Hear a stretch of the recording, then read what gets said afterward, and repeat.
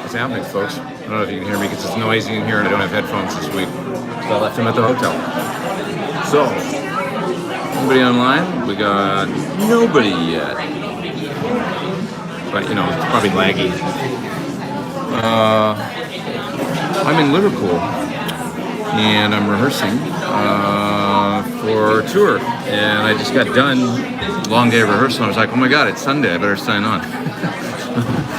But luckily, I found a place with Wi-Fi. And I got a new iPhone. It seems to work pretty good. So maybe you guys can hear me. Let me know how it sounds. It's probably really damn loud, but there he is, says Joshua. It's true. We got 50 people online. That's awesome. Yeah, I got to play some Beatles today in Liverpool. That was cool. That was fun. Jamming Beatles in Liverpool is cool. So we've been rehearsing at a really nice recording studio here where a lot of great records were made, actually. So it's fun. I feel like I'm in it. I'm in the UK music scene. It's happening. What's going on in England, says Rich? Well, I'm here getting ready for a tour with the Classic Rock Show. We're headed out in about, we got 2 more rehearsals, then we start. And I'll tell you what, it's kicking my ass. We're doing a lot of really cool songs, and it's a lot of guitar, and I have to play a lot. It's like, it's good for me. I'm glad to be doing it, because it's, I can feel it in my hands, you know? Like things that were hard a couple of weeks ago are just sort of starting to become a little more second nature. And it's pretty cool. It's great, actually, says Dave. You know, I got a new iPhone 11 Pro, and the video's real good, right? And I think, I don't know, as long as it's streaming fast enough, it should be. And the phone's amazing. I mean, the video quality, the photos it takes, the videos it takes are incredible. If nobody's got one of these things, it's crazy when you take a video, especially using the wide angle thing. It's like there's a stabilization thing where it looks like it's on a gimbal. It's amazing. So it's going to come in really handy for it. It was hard to justify getting a new phone to work at first, I should say, because I already had one that worked, and I realized how much I will use this thing for my work.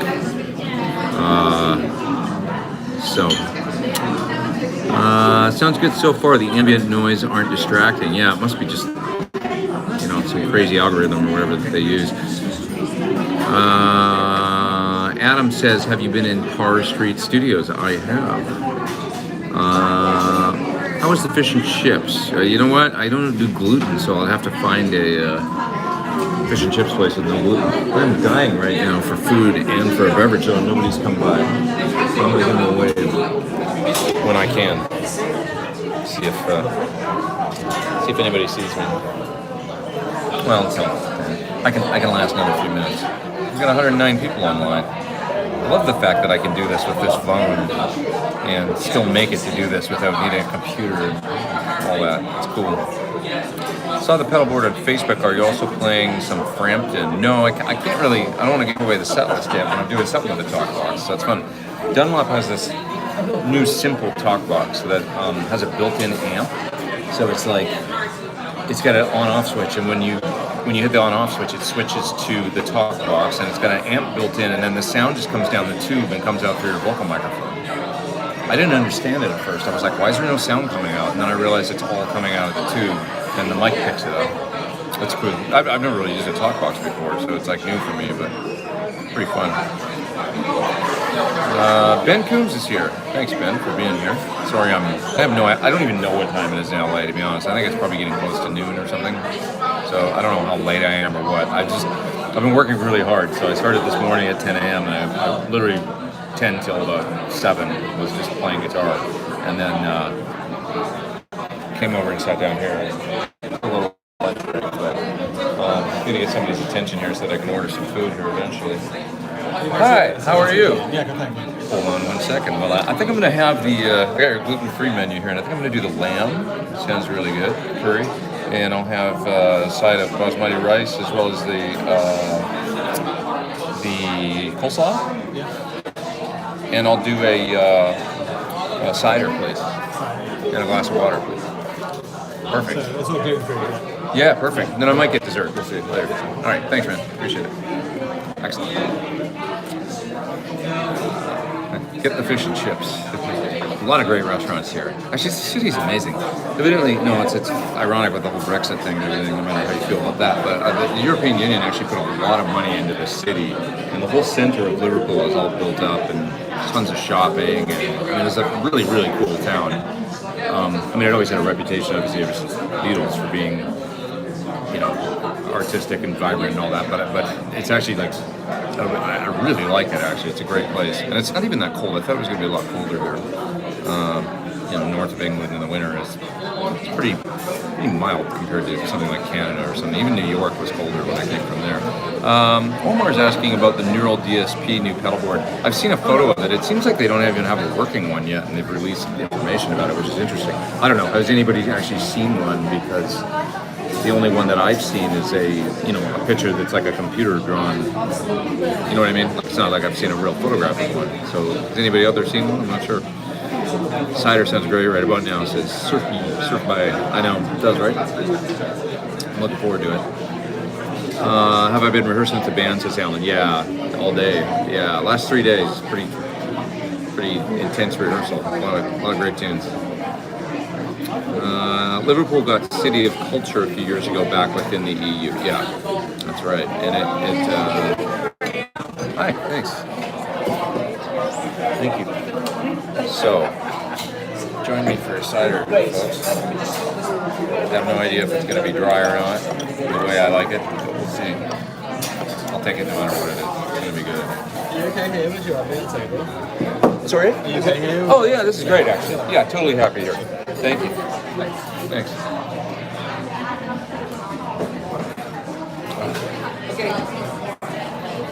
Can't even talk, it's so good. Let's see here. Neural has working quad for Texas at NAM. I don't know what that means. Is that what it's called? The quad for Texas? Weirdest modeler name ever. Or is that a misprint? Solid Gold Effects Lysis. Have you tried it? I haven't. I played a bunch of their pedals years ago, but not for quite some time. I don't know, they quit hiring me to make videos or something. Maybe I was taking too long. I don't know. I felt like I made good videos for them. I don't know. Hollywood actress says, I'm going to try and get to your show at Dartford. Avoid having to go to London. So hope to talk to you after the rock show as a guitar nerd. Definitely. Come see me. Talk guitars. Definitely. Yeah, a lot of people have actually said on Facebook and stuff they're coming. I'm looking forward to it. 2 days ago, a video was released by Quad Cortex. Well, that must be what somebody was saying. It's not Quad Texas, Quad Cortex. I like Quad Texas. You should have called it the Quad Texas. No ice with the cider. That's borderline criminal. I have mixed feelings about the ice with the cider because I know that's a thing here. But every time I get a glass of ice, I'm like, I don't know if I want that. And then I try it, and it's pretty good. What else we got here? Gary says, what restaurant, Pete? I'm 14 miles away. I'm not telling. What if, I don't know. What if you're not who you say you are? No, I'm just kidding. What else? Who else we got here? Old Guy's Guitar Vlog. So well, we got 170 something people online. There's somebody up there in the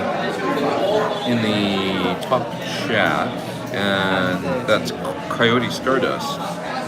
And he got a PT Signature Sir in December. Since then, he's sold 4 other guitars. Wow, that's amazing. Thanks, man. Seriously, thanks for helping design a kick-ass guitar. I'm glad you like it. That's awesome. I'm glad you dig it. Thanks very much for doing the top chat thing. Any plans to visit Ireland? You know, unfortunately, I don't think so on this run, which is too bad. I don't think to be honest, I've been with my head still in the music. I haven't even really looked over the dates and where we're going, and that's the absolute truth. I know we're going everywhere. It's like 30 dates, and it's just UK. So, but we're not on Ireland, so that means it's really going everywhere. At least in Britain. You know, we're up in Scotland as well, doing Wales. You know, but I don't think there's any Ireland date, which I wish we were going there.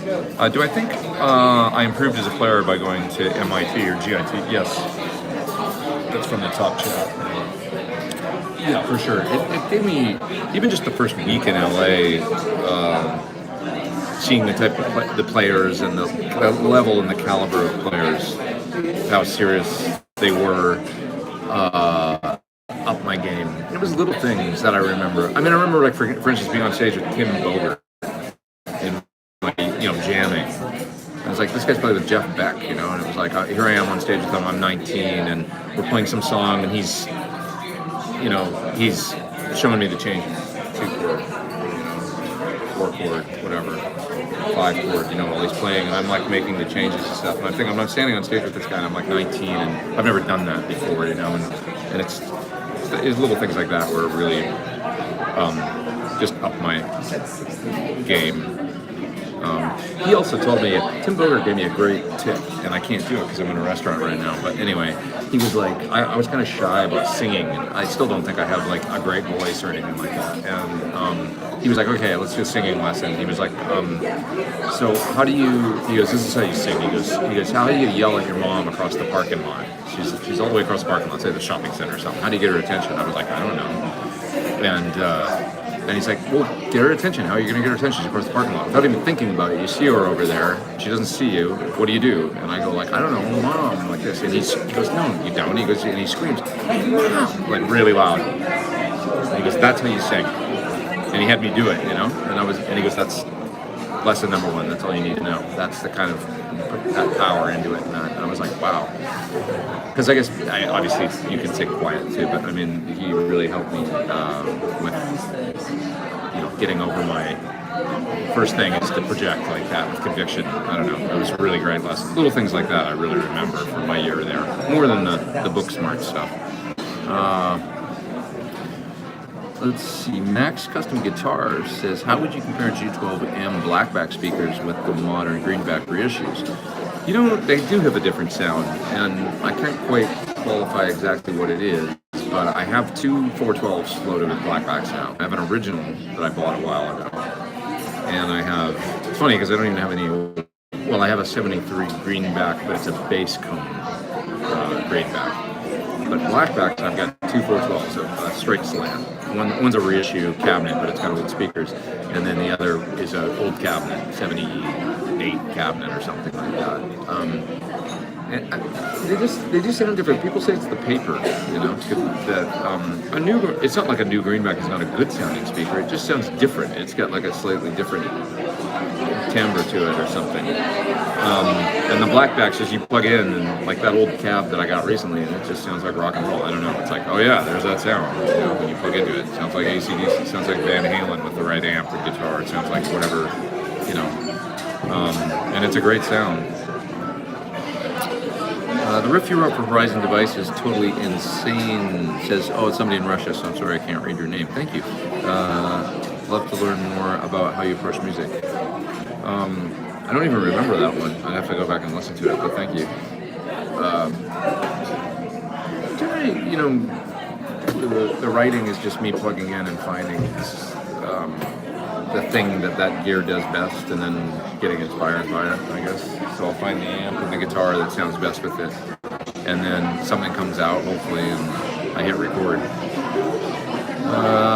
Favorite vintage multi-effects pedal?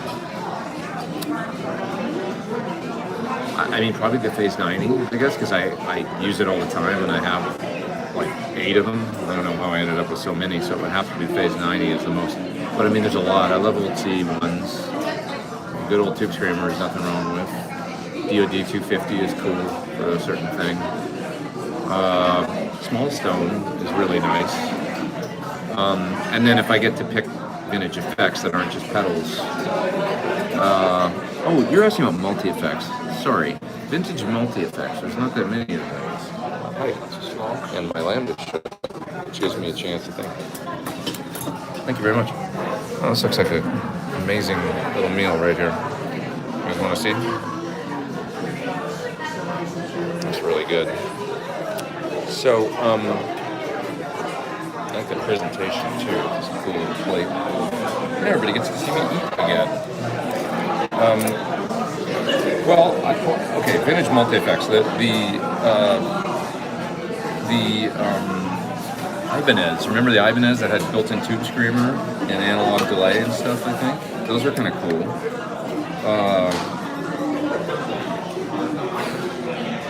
hard to think of other multi-effects. Anybody got any in mind that I'm missing? I remember the Ibanez ones, and I don't really remember that many other ones. I'll tell you what's not vintage, but it is cool, was this. It was sort of great, not perfect, but what was good was the sounds. Was that Vintage Revolution Pedal Pro, I think it was called? And I did the demo of it that ended up being a song off of Thorn 2. It ended up being All Is Not Lost, the 6/8 thing. And I actually used some of the tracks from that song, from the original demo, using that thing. So some of the sounds are that thing. It's analog distortion and stuff. It was made by a European company. Vintage Revolution was the name of the company, I believe. And I don't know if they're still in business or not. I have no idea. It was sort of a multi-effect thing with a very unique kind of included pedal board. And it wasn't an exceptionally easy thing to use, but man, the analog sound that came out of it was really good. Now you gotta watch me eat. Got some coleslaw, got some lamb here. I should call this Eat with Pete instead of just live stream. Oh, whoops. Sorry. Put the phone down a little bit here. I'm trying to angle it. And I want to see what you guys are saying, but it's a little tough now. Just heard the Groom Noodler a little while ago. May I say you're a monster? That's from Levi. Hey, thanks, man. Appreciate it. Thank you very much. What else we got here? How hot is the food? Well, it's Indian food, so let's see what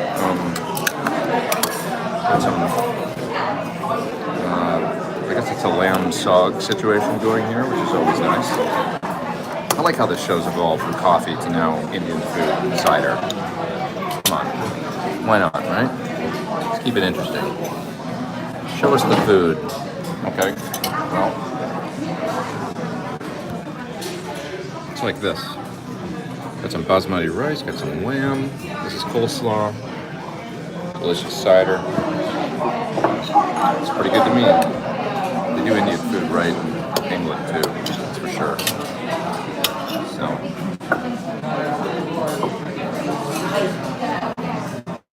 That's delicious. And what else we got here? Wow, I'm hungry again. Sorry guys, I'm so rude, but that's what it's gonna be. When you're rehearsing 8 hours a day and stuff, and then comes time to do the show, I'm gonna do the show while I eat dinner. That's gonna be the way it's gonna be. Tell us what it was like with Fish blowing up out of Canada in the 70s. Wasn't Neil ever really devastated? I was devastated too the other day. I'm telling you, that hit me hard, man. I think a lot of people, I think, really upset about Neil passing away. Something about him has really affected a lot of people. I mean, I think it's just because he's not your average everyday rock musician.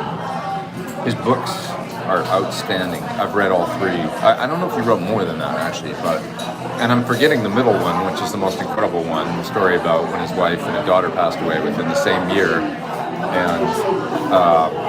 and then he goes on this journey for the next year and a half, just on a motorcycle, and travels like 50,000 miles, just kind of trying to find himself again. And it's an unbelievable read. It really is. You feel like you're there with him, and for a notoriously kind of private guy, you yet get this insight into his life that almost no other rock star has ever given you. And that's what, like, I felt like I was with him on the journey. The book it's actually one of my favorite books that I've ever read. So if you haven't read it, Travels on the Healing Road is the subtitle. I can't remember what the name of the book is. Somebody will post it right now. He takes off on a motorcycle, rides all over Canada, the United States, and through Mexico, down to Belize, like all over the place. Unbelievable book. And I'd read his previous book, Masked Rider, which was excellent as well. Before, when that came out, in the late 90s called Cycling Through Africa. Nothing about music in these books, really. And maybe that's what it is that I grew up a Rush fan, and then all of a sudden you get this other side of this guy, and it had nothing to do with music. These books, you feel like you know them way deeper, and that's why the other day it was just like, really, I was just like, I don't know. I was just up the street here, and when I found out, and I was dazed for the rest of the night, actually. It felt like shit, you know. Really heavy. But so Rush, for sure. I mean, my friend Evan lives in Vancouver now, who I also know was really upset the other night. He was such a massive fan. And Ben says, I think it hit a lot of his heart. Yeah, everybody was talking about it. I mean, and it still is. Yeah, I mean, it's tough.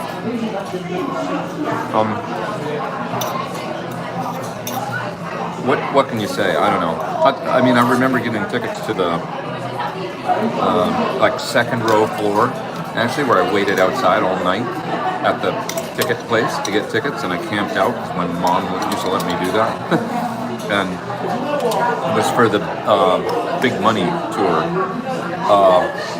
and it was winter in Edmonton, and I sat outside, like I say, all night and got the tickets, and then the show, there was a snowstorm, and the band made it to town, but none of their gear made it because the trucks couldn't get through on the highway. So I took the train, the LRT light rail thing, all the way to Northlands Coliseum in Edmonton, and it seemed like really dead when we got there, which is weird because usually the parking lot would be really active, even though it was like a blizzard that day. You would still, and people just tough it out in Canada. They go places even when it's snowing and stuff. You don't generally let weather affect things.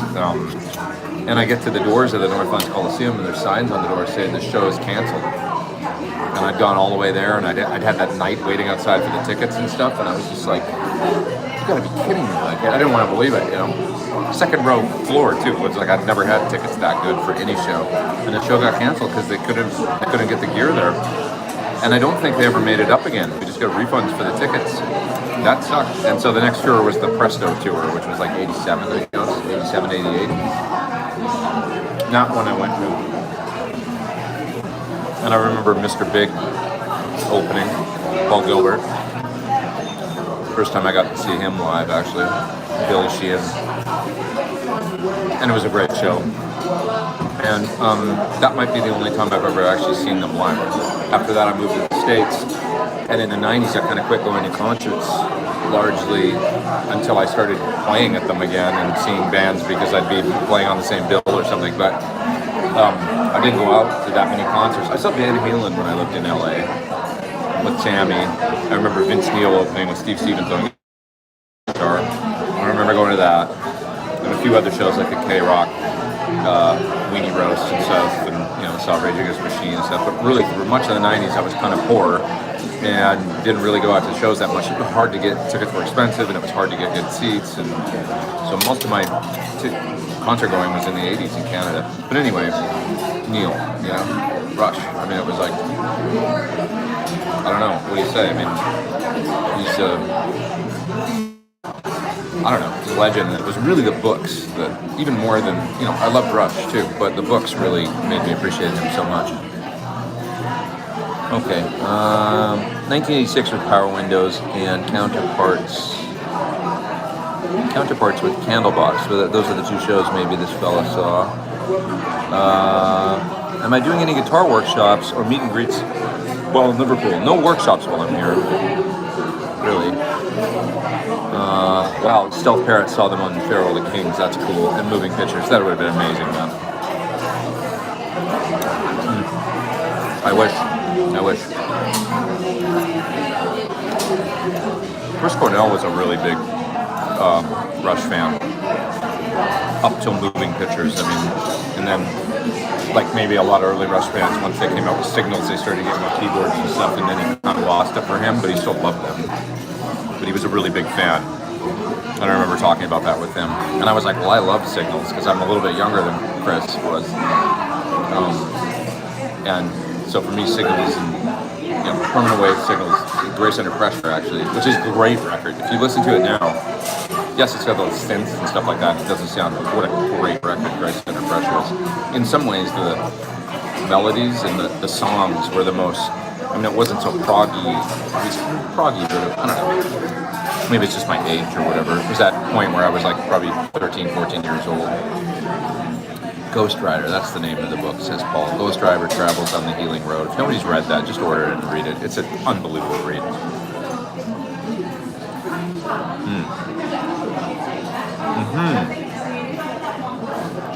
David says, it's cool to meet you at the Cavern Club last August. I stopped out there last night.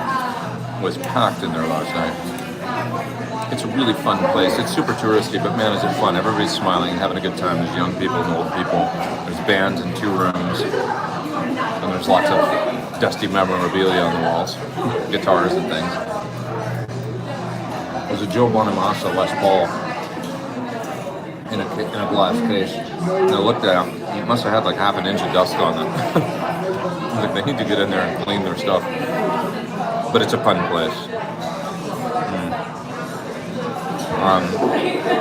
My niece hurt says he likes the earlier stuff, not so much later stuff. But you know what was great about that band, man, is they weren't afraid to like, just like in the early days when they made that music where it was like, I mean, if you haven't seen that Rush documentary that was made by the same fellow that did the Iron Maiden documentary, it's great. And they talk about it in there where basically sometime around 2112, the label was saying, guys, you got to write a single. Like, we need a hit. And if you don't, then we're done kind of thing. And they were like, okay. And then they went and wrote 2112, you know. And just like, whatever, if we're going to go out in flames on our own terms. And look how that worked out. In some ways, Rush is the most punk rock band that ever existed. Because they just never did anything that they never compromised, ever, you know. It's unbelievable when you think about it. So I just love that you got to respect them. And that picture Getty posted, I mean, the other day of Neil on his Instagram, the 3 of them together. I mean, that gets me right now. I got like teared up. It's like they're just these 3 musical brothers that, I don't know, there's something beautiful about it, you know. They all through the years, like, not really fight. I mean, I'm sure they fought, but you know what I mean? Like, they were just like mutual respect, giving each other the time of day and the musical due, as well as, you know, and the humor. That Rush movie, if you haven't seen it, the dinner at the end is worth the price of admission, where they're sitting around drinking too much wine and making you feel like a fly on the wall, you know, kind of like with reading Neil's book. I don't know, man. It's a beautiful, beautiful thing, the whole Rush story. I have to get going. You made me hungry, says Super Jiggleway. I know, I gotta eat. I'm sorry, man. It's dinner time. I'm glad this is working, though. I'm so stoked, because I was like, oh, shit, I'm gonna miss the live stream today, and then it worked out. Got a couple hundred people online. That's not bad. We're just kind of pulling out and watching a guy eat food. I'm really sorry about that, but... Thoughts about third power amps, says Paul. You know, they sound really good. All the ones that I ever tried were really quite great. You know, they did a really good plexi thing. Whatever their plexi was. That would kind of do the Van Halen thing. And had some sort of post-phase inverter master or some kind of special master on it. Nice amp. And they had a Voxy amp too. That I remember was really good. The dinner at the end of the Rush documentary is so funny. Watching them goof around, says, yeah, Alan, yeah, it's so great. It really is. On the Lighted Stage was the best documentary for Rush. Was that the one I'm talking about, or was it a different one? I don't know the title. Sorry. Will you be at NAMM, says Dan? I won't. I'm starting gigging in 3 days. And I'm pretty much gigging like 4 nights a week, and then a day off, and then another 4 nights, and then up the next, like, be 31 shows in a row. So I'm not gonna be able to make NAMM. I'm gonna be getting my butt kicked with rock guitar on stage every night by myself, my own brain. but it's really good for my playing.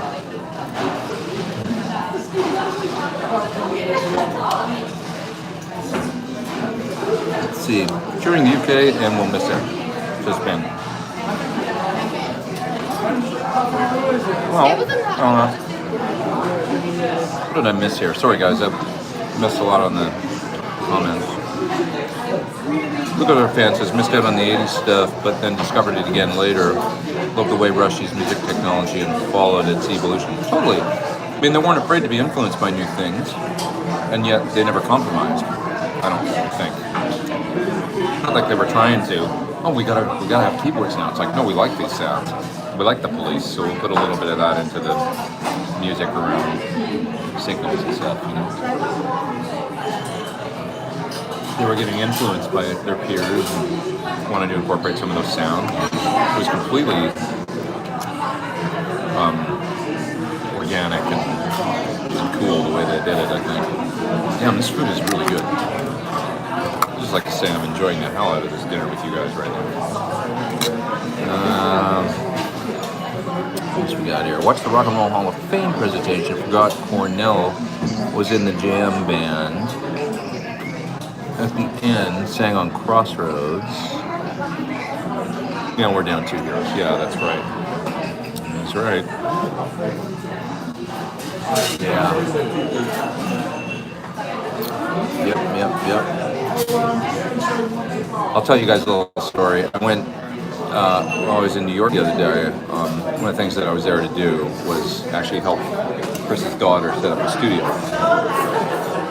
And so for the first time, I don't want to talk too much about it right now, actually, but I went back to his, like he's got a storage unit there and stuff, and helped take some things out and stuff, like guitars and microphones and stuff like that, and helped her set up the studio. And it was,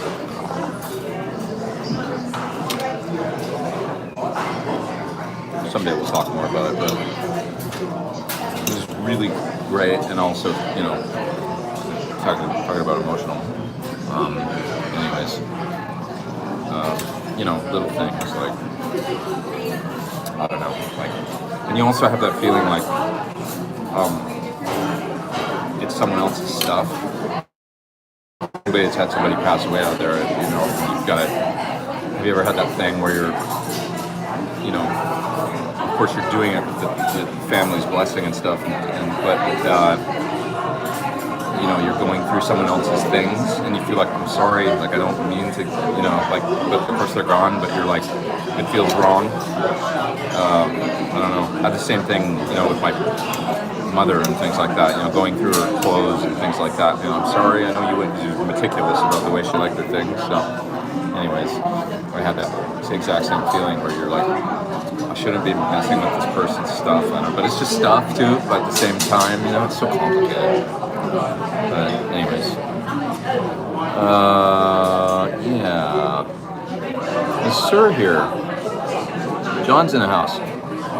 There he is. Who's Pete's boss? You are. That's why I call you Papa Sir.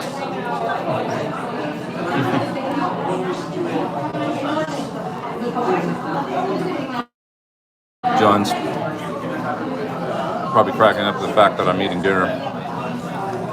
Pete doesn't have a boss. My own fear of failure is my boss, I guess. Like all of us.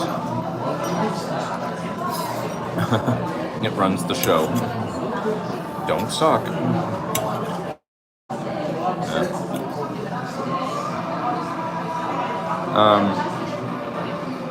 Let's see here. What else we got here? Neil Peart, Jimi Hendrix, Jocko, Janis and Aretha sitting in on vocals. That'd be a good band.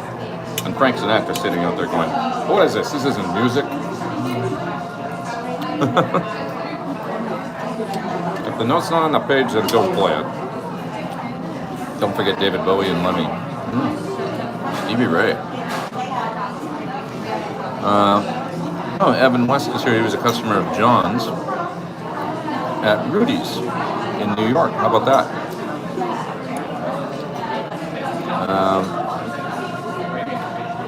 Yeah. Who else we got here? John, I don't know. Ask everybody a question. What kind of amp would you guys want to see next from Sir?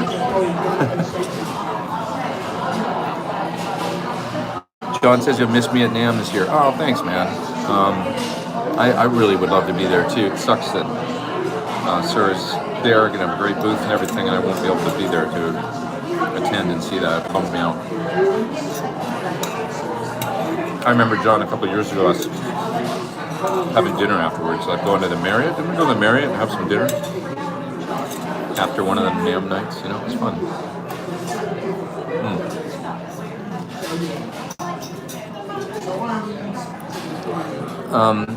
Max Carter Guitar wants to know if my SL68 always had a post-phase inverter master, or was it added later? No, we always had it.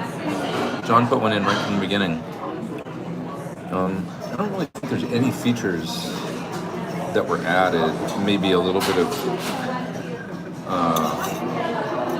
like spec was changed, maybe? John, you can answer that, but I think pretty much my amp is... Rich wants to know where I'm at. The Beatles. Not... We back live, guys? I think we're back.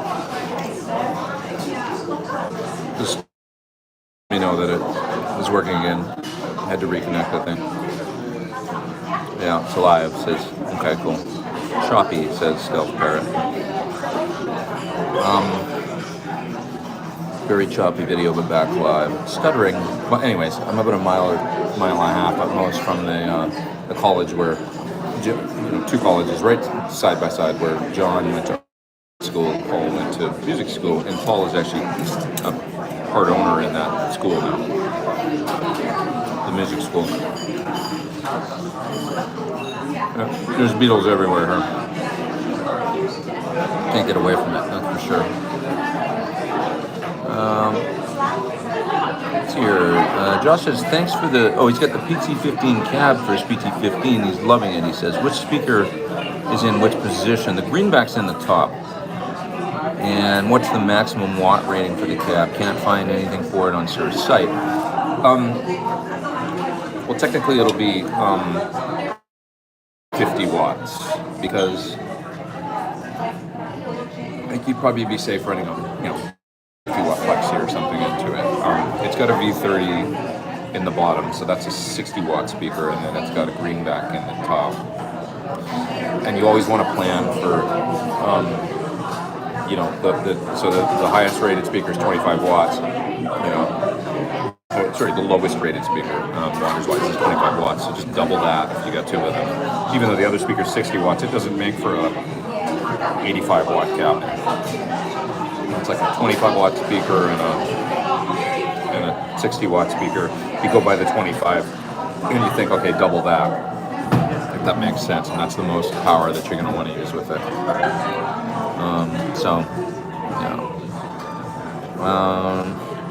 Universal always teased a new product named Luna for NAMM. Yeah, I saw that. Actually asked me if I could do something for them, and of course I'm not going to be there, so I don't know if it was to do with that, because it was just preliminary. They were like, hey, are you going to be at NAMM? Can we get you to do something? And I was like, I can. I won't be there. So my guess is I'm going to be able to go another 10, 15 minutes or something. That's okay. We'll go to almost an hour, and then I'll stop. Kenny says he bought Signals in '84 in Germany while in the army for guard duty and was blown away. Signals is one of my favorite Rush records. The Digital Man and the Analog Kid, obviously Subdivisions, Losing It. What amazing. Talk about, how poignant with Neil passing. That song blows me away, man. I don't know if anybody thinks that Rush can't be like it's cold or whatever, it's not. That song is so emotional, and the solo at the end from, what's the guy, Ben something or other that played violin on that, played with Katie Lang for a long time. He's got that unbelievable violin solo on it, electric violin solo. Probably only one of the guest appearances on a Rush recording, actually. Somebody's got a question for John. Gabriel. Looking at Pete's new guitar headstock and was watching footage from Bowie's last Spider tour. Was Frampton's guitar yours? No. Frampton's guitar. From Glass Spider, I think John probably, I think he was playing like Pensacolas though at that point, right, John? For sure, right? Steve says, thanks so much for sharing your thoughts on Neil Peart and Rush. Millions of fans are crushed this weekend, and it helps to hear all the great stories. I know, man. Yeah, I agree. I mean, I was really knocked out, of course, by everybody sharing, photos and little stories and things that, Scott DeVour's great drummer, played with Roger Daltrey for a while and got to do some gigs with The Who when Zach Starkey was injured. He shared a story about, he's a huge Neil fan, and he was talking to his rep on the phone from Sabian Cymbals, and the rep said, "Oh, I'm having dinner with somebody right now," and Scott didn't really clue in with what he said for whatever reason. He goes, "Yeah, I'm having dinner with somebody," and I don't know if he said his name or not, but anyway, it was Neil that he was having dinner with. And Scott didn't really clue into it or whatever happened. But anyway, they're sitting there having dinner, and he's like, "Oh, I guess he told Neil over dinner, like, I'm talking on the phone right now to a drummer that's playing with The Who." And so they were doing something that day where the guy was getting in some cymbals or something from Sabian. So they were at the factory or something. And so Neil signed, he's like, "Oh, that's really cool." He signed a cymbal, a splash cymbal for Scott, and he wrote, "Scott, you stole my gig." Like the gig I always wanted, my dream gig, I think he wrote. "You stole my dream gig," and then he signed it best, or he said, "Enjoy it best," Peart signed it. So, the guy from Sabian sent that to Scott. I love that story. I loved everybody's stories this week too. Did you pick out some woods to make a replacement? John Sir says, yes, Peter did pick out some woods to make a replacement. Oh, you guys are talking about that guitar, I see.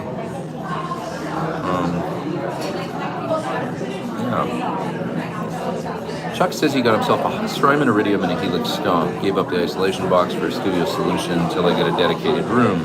Signals is my favorite album too. Subdivisions. In high school, Subdivisions. Good stuff. Best book you've ever read, says Maurice. Well, let's just say Neil's book right now, because that's the appropriate thing to say. Definitely in my top 5. Ghost Rider. Everybody get Ghost Rider. If you haven't read it, just do it. You're going to freak out. It's such a good book. Tubes Rule, says John. John and I were just talking on the phone about an hour and a half ago about modeling and all that. We still love Tube Amps. It's the kind of like, let's not make this more difficult than it needs to be. Like the connection to the guitar and the feedback and the tone and all that is just so magic with tubes and speakers, moving air. And the modeling stuff is cool and useful, but kind of still can't hold it candle feel-wise, I don't think. So having speakers moving air with real tubes and the dynamics of,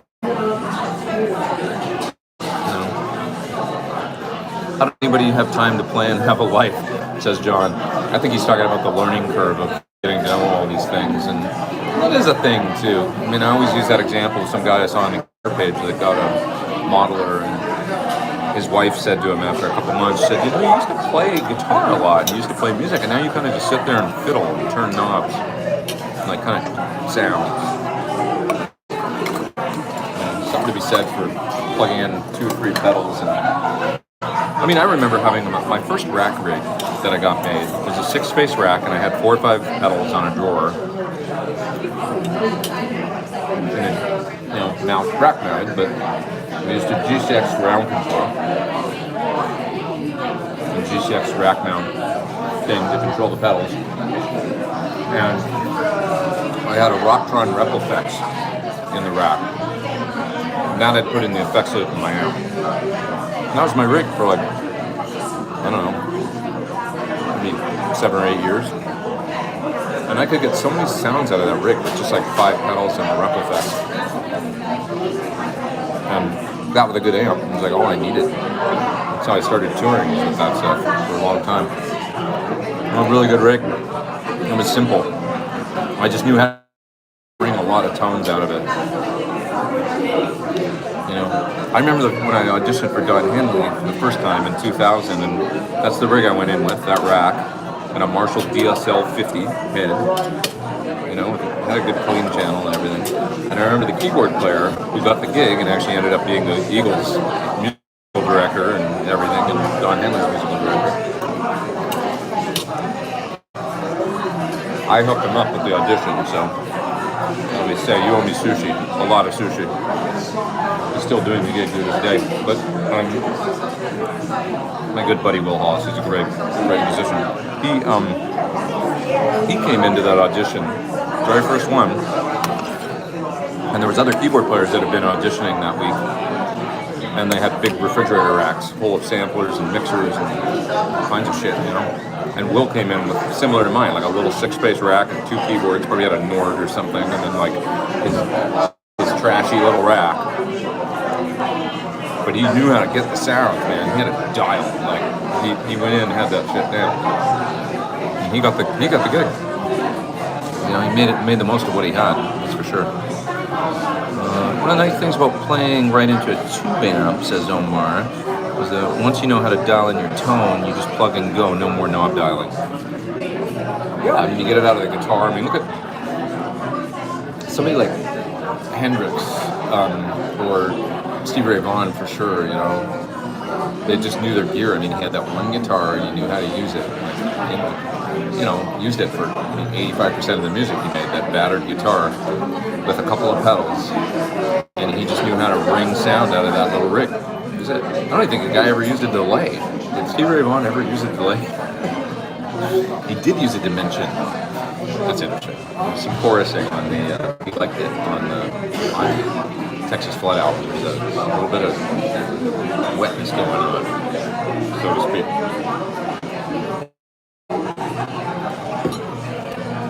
It's true. It's a fact. He used it on the console. Through the guitar rig. Console had it on a send, I'm sure, or something. Sorry, I'm sticking my finger in front of the camera because I'm using the scrolling down through the chat. Sir says for audio, they're good, right?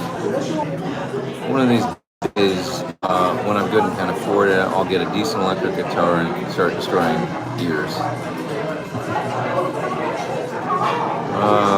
Yeah. Well, I think I'm going to split pretty soon, you guys. About 15 minutes in, about 5 more minutes, then I'm going to go. But Dimension D would have to be after Mux with Tone. Yeah, he used it. The studio had it. It was Jackson Brown's studio, I think, where he did Texas Flood. You know, they probably had it on a send and a return. They'd send the guitar into it, and they gave it a little bit of stereo vibe. So it's on Texas Flood. Yeah. You know, not a lot, so it's subtle, but yeah. What else we got here? The cider looks good too. Yeah, I'm gonna have another one, I think. Why not? It's been a long day. I don't believe SRV used delay, but did use reverb. It sure did. He used reverb really well. Been rehearsing where I am singing as well. Basically, my rig is a classic T, the Badger 35 Coca Boost, and a Strymon Flint, said somebody. And then I lost the chat shot up in the, sorry, I see the rest of that. John Serra had a tri-stereo in his Bradshaw. What else did you say you had there, John? Tri-stereo is really cool. I don't have an old one, but I got the reissue. That stereo chorus or whatever it's called, the full-tone one. That thing's pretty badass. Buzz says he was watching That Pedal Show Oldies and they were playing with an old Dimension D and had the same chat with Matt Schofield about Dimension D on Texas Flood. Yeah. a good player. David says on the PT-15, if I use the reactive load output alongside a cab, it halves the wattage. Does this change the tone at all, in your opinion, compared to the full wattage? No. I mean, other than you're not. Okay, you're saying you're using the reactive load out alongside a cab. If you're miking the cab, I mean, you're not pushing the speaker as hard, so. But it's going to be basically the same sound. Basically, it doesn't. Think of it as running into two cabinets. So if you had two cabs, you'd be splitting the wattage to each one, right? The power to each one. In this case, you're splitting to one cabinet, and then the other one's a cabinet, but it's not. It's a load that makes you think it's a cabinet. So, no more different than, say, plugging a JCM 800 into two speaker cabinets instead of one speaker cabinet. Would it change the sound? I mean, you're pushing more speakers. If you're pushing more speakers, you're not pushing a lesser number of speakers harder. That makes sense. Change the sound a little bit. Not significantly, really. All right, and the page all the way down here to the bottom. And let's see. And I can't remember if my phone told me it was low battery, and I can't remember if it said it was 20% or 10%. So if this just abruptly cuts off, you'll know what happened. And that'll be it. But, I am going to split pretty soon anyway. Max wants to know if there's any chance he'll see an ACE and a reactive load combined in one product with headphone option. I've been telling you, John, to do that. But you know. And he's going to give me shit later. He loves the analog feel of the ACE.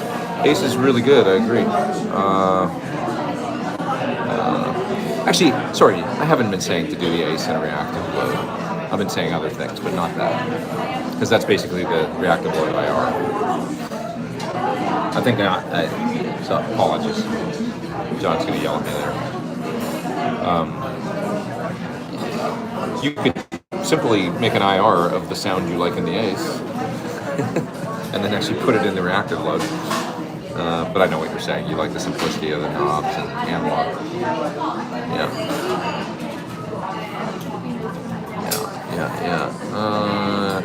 Wake Music says he's building a cool rig right now with XFX 3 tri-axis and a couple of 290 power amps and diesel all through. Although not practical, I'm playing more. Hey man, if the gear makes you play, it's okay. Nothing wrong with big rigs. It's all about if you get good results out of it. You're playing lots and enjoying it. Make a massive refrigerator if you enjoy it and you use it all the time.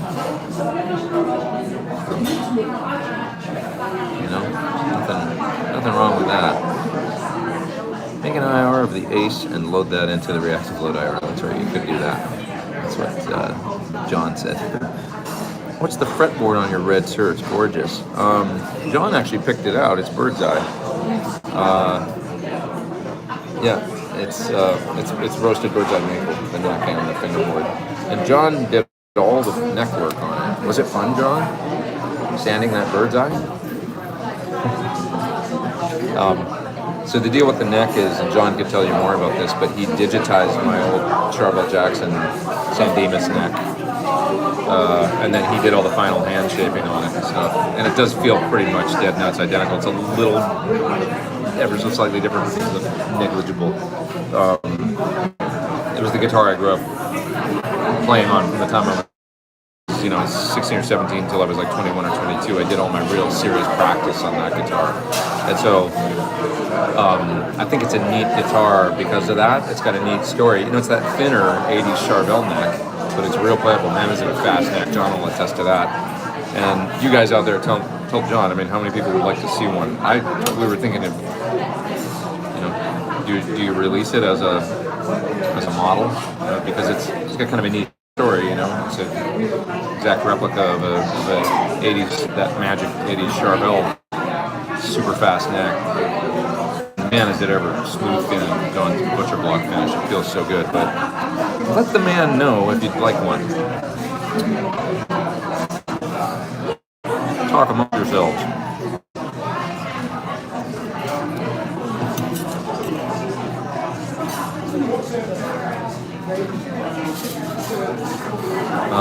My niece wants to know if I spent lots of time practicing silly patterns up and down the neck. Yes, I surely did. I wasted so much time practicing stupid stuff that I would never use.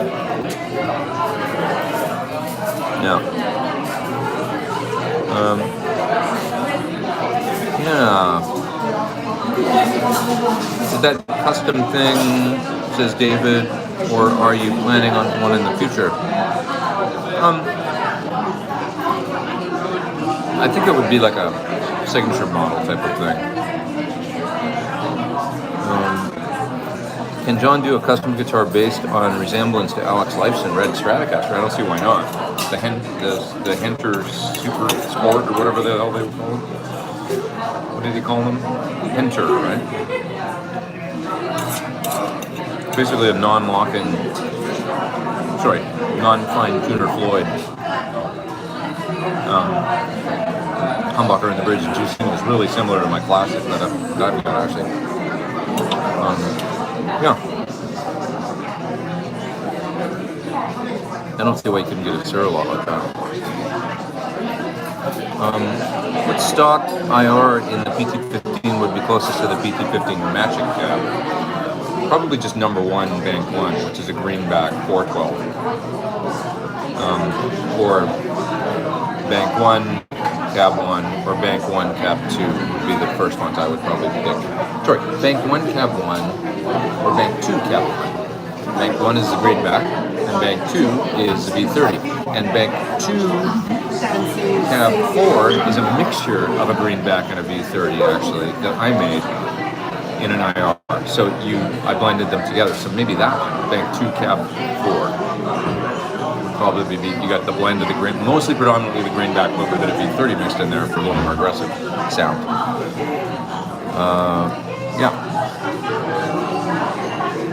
What food am I eating? How much did it cost? It's really inexpensive actually, and it's Indian food. It's really good. It's a little spicy. I might regret it in the morning, but it's really good.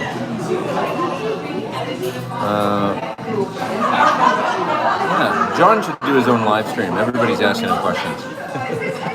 John, we gotta get together and do this live sometime, where we're in the same space. Wyatt's asking John an interesting question about is there a tone difference with a reverse headstock guitar? I think it's probably more a feel difference because the high string is going to be a little slinkier feeling, I think, because of the length of the strings, right? Which would be a good thing. Yeah.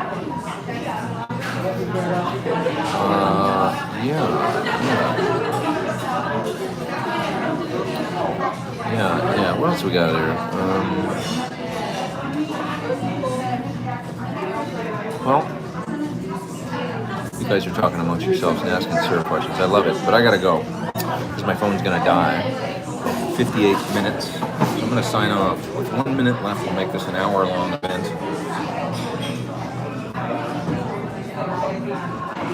I promised Wayne, our bass player, that I would go meet him for a beverage, so I'll have one more cider with him, and then I'm going to call it a night. It's going to be a long day tomorrow. I'm going to run all the songs tomorrow, and it's an intense set. So, you guys have an awesome week. By this time next week, I will have played a bunch of shows, and I might be at this time next week on stage or something. I'm just not sure where we'll be Sunday night, so I'll let you guys know. I know I didn't this week, but at least I showed up. But I'll let you know in advance next week. I promise. What's the gig, Pete? The gig is the classic rock show all over the UK. We're going to have some fun and play some epic tunes. Let me tell you, the band is really good. Great musicians, great singers, sweet people, and holy hell is it ever fun to play these songs that I've never gotten to play before. I mean, really fun tunes, and it's on a high level. I mean, we sound good, and it's not me. I'm struggling to remember everything at this point, but these guys have played together. Sorry, the phone rang. I'm gonna go because I'm gonna go catch that call back and stuff like that. You guys have a great week. Thanks, John, for joining in as well. It's always fun when you're here. Thanks, Ben Coombs, for being here. Check out Ben's show. It's on tonight. And Ben Coombs got his live stream happening usually. I'm pretty sure he's doing it. Okay, you guys. Over and out. Have a great week. And hopefully see you same time, same place next week. Thanks for being here.